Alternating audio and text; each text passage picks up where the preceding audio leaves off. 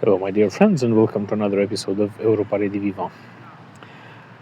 As I've said in previous episodes, there's this antinational character of the Romanian elites, which are accustomed to thinking for the interests of external powers and who have developed like this throughout the centuries from a starting point when the elites themselves were not ethnically Romanian, all the way to this elite creation mechanism through which the people of the former peasants that make up the bulk of the Romanian population learn to think like the elites and learn to favor foreign interests in order to mimic um,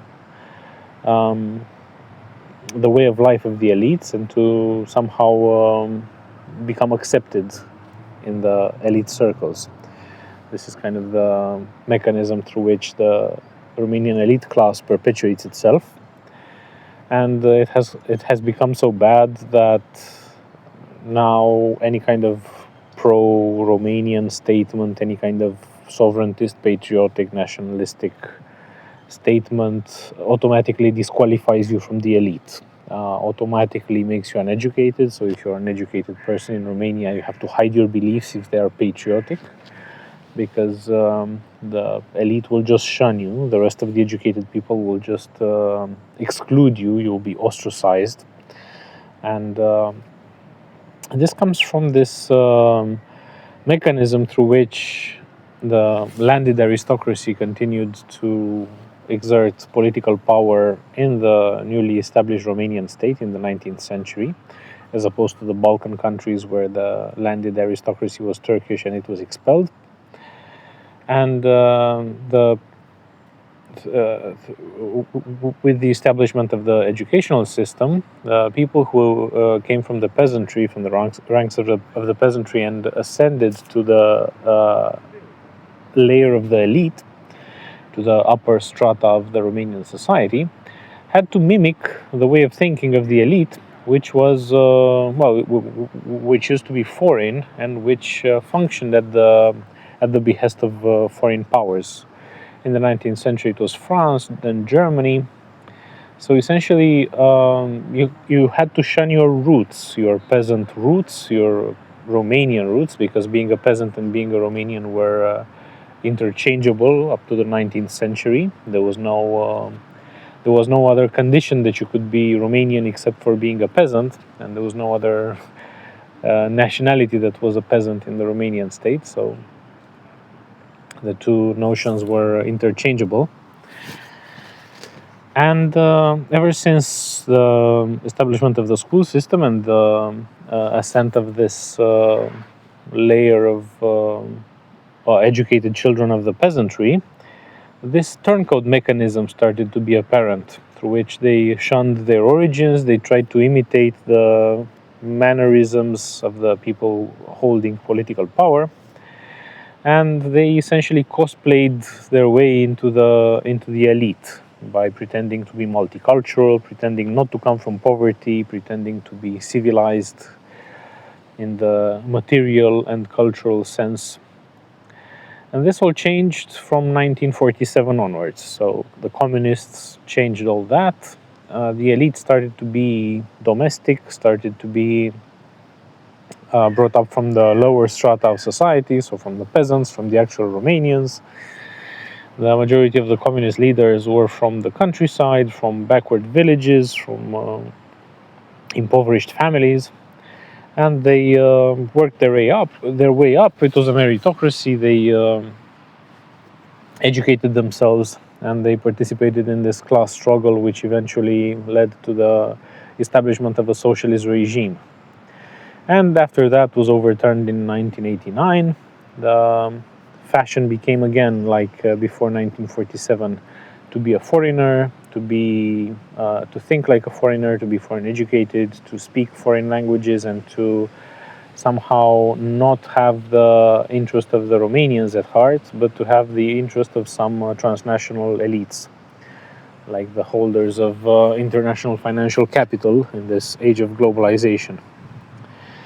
And as a consequence of these things, there has been this process of state capture all the way until today, when, as I said, we have this mechanism through which, if a representative of the interests and of the vision of the majority of the population somehow manages to ascend to power and to run for office and to be elected, the elections get cancelled, and such people, the sovereigntists, are banned from running. And this entire type of discourse is claimed to be Russian propaganda, because it is against the Western elites and the agents of the Western elites.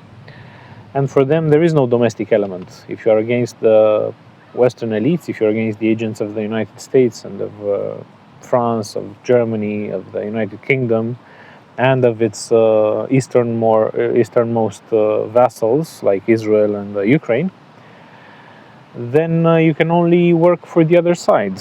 The other side being China, Russia, Iran. There's no concept of being somehow legitimate to have some sort of internal domestic speech, to have some sort of interest in advancing the position and the necessities of the majority of the population, because there is no tradition in this sense. The only people doing that were the communists in the interwar period, perhaps also the far-right legionnaires movement, the Iron Guard. Both of them were seen as illegitimate, both of them were banned. And the Romanian elites have this tradition of being very reluctant towards everything that claims national interest as being the interest of the majority of the population. And they have an entire history. The short political history of Romania is a history of the elites quashing any kind of movement that advanced the interests of the majority of the people. There were several peasant uprisings. Romania has the sad reputation of hosting the last peasant uprising in Europe, which was well into the 20th century, whereas such peasant uprisings finished in the West with the ending of the Middle Ages. In Romania, the Middle Ages did not end for the majority of the population until well into the interwar period, with universal male suffrage stemming from the Constitution of 1923. And what I wanted to get in this episode is to the fact that these Romanian elites who have a domestic origin and who climb their way up into being part of the upper strata of society adhere to this story, this political history of Romania, which is rather false or not representative, because it is the history of the elites, of the political elites of Romania. They were the ones holding political power throughout the ages, and they were not of Romanian extraction. The history of the Romanians, all the way until the 20th century, is the history of the peasants. And because this has a bad connotation, like in Romanian language, if you call somebody a peasant, that's very pejorative. Romanian language basically inherits this classist structure, just like English, as if it were the language spoken by the aristocracy, which it was not, but it inherited these structures of calling somebody a peasant in a demeaning way. And of course, people who try to ascend to the elite nowadays shy away from being perceived as coming from the peasantry. It is something to be shunned upon. And this mechanism perpetuated itself, even though I would say the majority of the Romanian elites are still of peasant extraction even now, 37 years after the fall of communism. It's only perhaps the wielders of economic power that are of different extractions and that took over the Romanian economy after 1990. But the majority of the intellectuals, the majority of the politicians are still of this Romanian extraction, but they're very shy. They're very shy of their origins, and they would rather shun their social origin so as to be perceived as sophisticated, multicultural, and civilized. And this national history of the Romanian people, as it is still taught, and I'm advocating for a change in the historiographical paradigm to incorporate this fact that the Romanians are the peasants and not the elites that were running these Romanian principalities. So this political history, ever since the 1400s onwards, and even the alleged history of the antiquity, with Roman Dacians and so, is a made-up concoction from the 19th century, when the Romanian elites wanted to legitimize themselves from a Romanian state, which had begun to exist, and they essentially created a national history that would serve the interests of that political class, of that political elite of the 19th century. That history had nothing to do with the history of the peasantry, which made up the bulk of the Romanian people, and as a consequence, they did not strive for objectivity. They were not curious about how things actually happened. They wanted to create a narrative that would make them look good, essentially, and that would advance the interests of the state with respect to its neighbors. So it would claim territory, it would claim that it's there for a long time. In the 19th century, it was still regarded as a basis for statehood, this political history on the territory. Eventually, it was not the case. So in 1918, it was the demographic argument that led to Transylvania being incorporated into the Kingdom of Romania, not the fact that it was the continuator of the Roman province of Dacia and so on. But the Romanian historiographical paradigm remained stuck in this legitimation drive, in this quest for legitimizing the state on its current territory.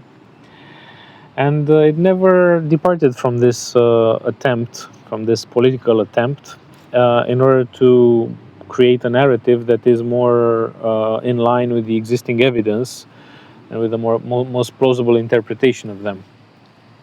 So as a consequence of this, what is taught in schools is not exactly convincing for the educated people, and I can understand why. And if we are to Romanianize the elites, if we are to make the Romanian elites somehow interested in the project of Romanian statehood, in continuing this statehood, and in no longer selling it out to foreign interests, I think we have to tell a historical story, a historical narrative that is compelling. So it is based on evidence and on facts and on the most plausible interpretation of those facts, and at the same time that it would instill pride. And I think we do have some elements of pride, even if we abandon the concoctions, even if we abandon the made-up stories that we created in order to legitimize some sort of early history that would precede the Hungarians in Transylvania, and so on. So actually, the real history of the Romanians, if we were to start building it from today, if we were completely oblivious to any kind of historiographical paradigm, and we would just look at the Romanians now and look at all the evidence, the historical facts that we can find in their past, how would we write their history, and who would we say that the Romanians are? And I argue that we would definitely not start from Dacia, we would definitely not start from the Dacians, and we would definitely not start from Roman Dacia. So we would not start from Burebista and Decebal, but we would also not start from Traian either. We would start from Romulus and Remus, the mythological founders of Rome. We would start from the history of the Roman Empire, and particularly the split between the Eastern Roman Empire and the Western Roman Empire. And I would argue that the Romanians are the Romance speakers that were not Hellenized, which inhabited the Eastern Roman Empire. So they do not have a bond with what's nowadays Romania. They do not have a bond with the territory north of the Danube, necessarily. They have a bond with the Eastern Roman Empire, which, well, at times also crossed a bit north of the Danube. But in no way are the Romanians the descendants, genetically or politically or linguistically or culturally or in any way you may regard, of the province of Roman Dacia. So they are not the descendants of the Dacians, and they're also not the descendants of the Roman legions in Dacia, because then there's a 1,000-year hiatus of the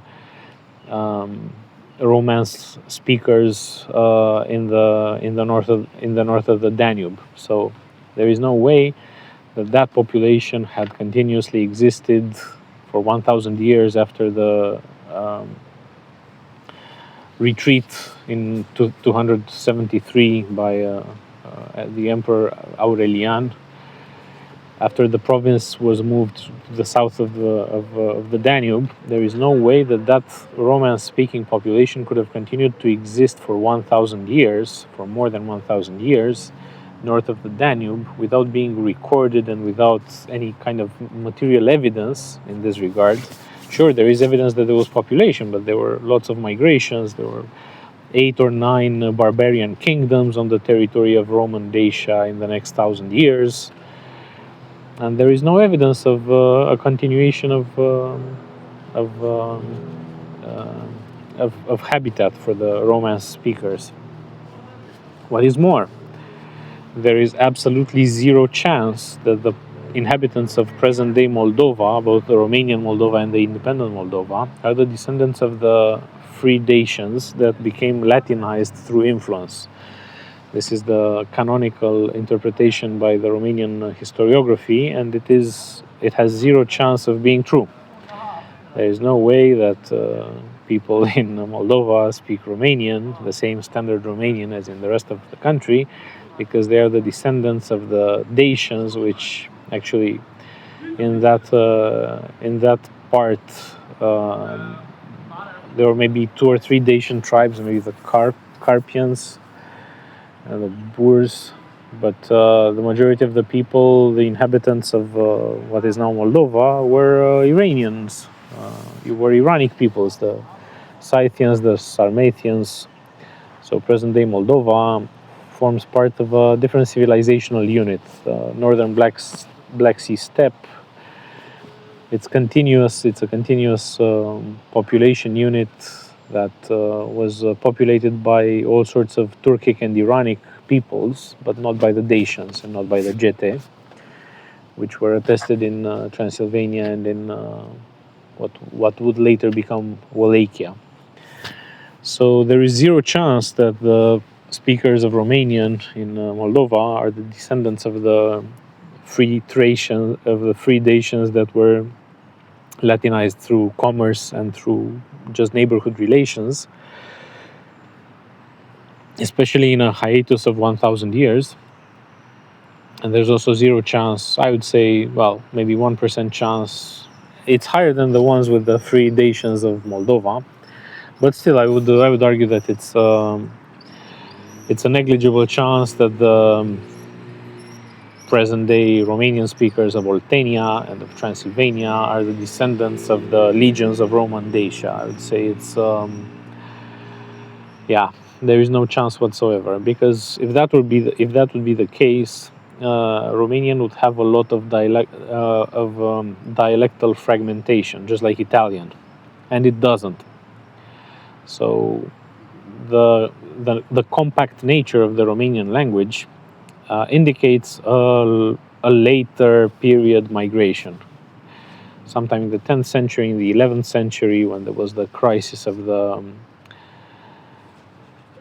Bulgarian Empire, where the Vlach population was actually attested, and when Hungary, in the 13th century, Hungary built this defense march in Oltenia, the Banat of Severin. It could have been populated by Romanians who crossed the Danube to be colonists there. This could have been the entry point, because there is a lot of there's quite a dense network of villages in Oltenia, whereas the southernmost strip of Muntenia late baron of population until the 19th century, until there was colonization done by King Carol I in the Kingdom of Romania, or in the case of Tellerman by Alexandru Dimitrie Ghica, when the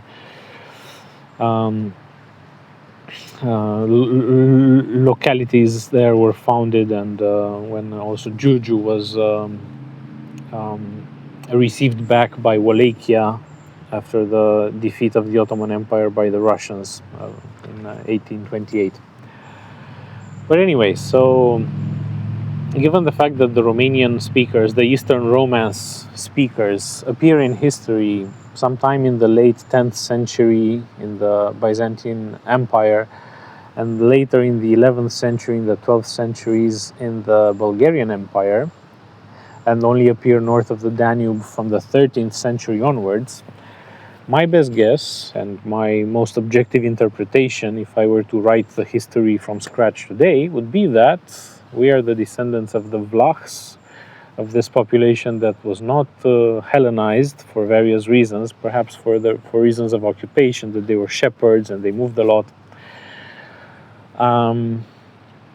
But that we are the descendants of the Roman-speaking population of the Eastern Roman Empire, and this is why we're also Orthodox, and this is why we took the liturgy in the Eastern Rite, and because the liturgical language was medieval Bulgarian, or Slavonic as it is called in Romania, we probably developed it when we were living in the Bulgarian empires, both in the first and in the second, which also stretched north of the Danube. So it's not exactly something contentious to say. It's not controversial to say that we lived in both Bulgarian empires. It is maybe inconvenient, but from a factual basis, there's no way of denying it. And we appeared in history as a result of these polities, of these. We appeared in the political history as autonomous political entities as a result of Hungary's attempt, after it was sacked by the Mongol invasion of 1241, this attempt to colonize the outer Carpathian region with some marches. So there was Oltenia, this march of Severin, Banat of Severin, then Muntenia around this Saxon trading outpost of the German Saxons of Hermannstadt, which was Longocampo. This was the first capital of the Romanian Principality of Wallachia, Câmpulung, and the same with Moldova. On the river of Moldova, there was this town which was a trading outpost by the Bistrița Saxons, and it was called Baia Civitas Baiensis. And this was where Moldova grew from. All three of these were established by the Hungarian kingdom to protect from possible subsequent invasions by the Golden Horde. So as defense marches in its outer territories, on its outer rims. And of course, these Romanian principalities evolved separately from the Kingdom of Hungary. They developed other loyalties. They fought wars with the Kingdom of Hungary. Moldova came under Polish sovereignty for a while. Then both principalities came under Ottoman sovereignty for many centuries. But the boyar class was probably inherited from the Bulgarian Empire, because the aristocratic terms were of Bulgarian origin, and also the toponymy is quite Bulgarian on pretty much the biggest part of the territory of Romania, except Transylvania, where the Hungarian toponymy is stronger. But for the rest, all of these suffixes in ov, not to mention Craiova, Goj, Dolj, they don't make any sense in Romanian, but in Bulgarian they give entire explanations of what they are. And throughout the centuries, there was this Romanian population that was just exploited by this aristocracy, which was not Romanian. And this was acknowledged in the 19th century, in the nationalistic period, in the Romantic period. it was acknowledged that the aristocracy was of this Greco-Bulgarian extraction, and of course Hungarian in Transylvania. And it was obvious in the public discourse that that, that the Romanians were the peasants throughout the history of Romania. However, this approach did not really catch on, and history was still written from the point of view of these elites, so as to somehow create a historical legitimacy for the present day elite, to give them some noble origins in some medieval aristocracy, as is the case with Western elites. But in the case of Romania, this is not historically accurate. And Bulgarians, for example, have no problem of worshipping national idols which stem from the peasantry. They're revolutionaries from before statehood. Hristo Botev, Vasil Levski, Lyuben Karavelov. They were children of peasants, and it was not something to be ashamed of. On the contrary, there was something noble about being from the peasantry and not from the Turkish aristocratic elites. But in Romania, this type of peasant pride only caught on marginally. There were these political movements, like, as I said, the legionnaires, the Iron Guard, that had, well, I would say the majority had peasant roots and they were somehow proud of them, but this movement was outlawed. And to this day, the Romanian elites try to present themselves as multicultural as possible, as cosmopolitan, as aristocratic as possible, and they shun from having any kind of relationship with the peasantry that used to make up the bulk of the Romanian population. And it's sad to see that this mechanism of elite creation has perpetuated itself, even though the people doing it are Romanian and are of peasant extraction. So my thought is that if the historical paradigm would change, and if the historical narrative would be told in a more evidence-based manner, and that would favor the actual history of the Romanian people, new sources of pride and prestige would be found. New sources of fascination and of discovery would be found with our bonds with the Slavic people. So, for example, our very strong bond with the Bulgarians, both in the medieval times and later. So basically, the Romanians and Bulgarians used to form one continuum which separated into the Vlah part and the Slavic part. But there used to be two polities, the Bulgarian Tsardoms, where we were together, and we even delivered the aristocratic family, the dynastic family, for the Second Bulgarian Empire, or the Vlaho-Bulgarian Empire, as some prefer to call it. So I would say there are sources of prestige to be found also in the true history of the Romanians, not only in this concocted version that the 19th century elites wanted to legitimize themselves from.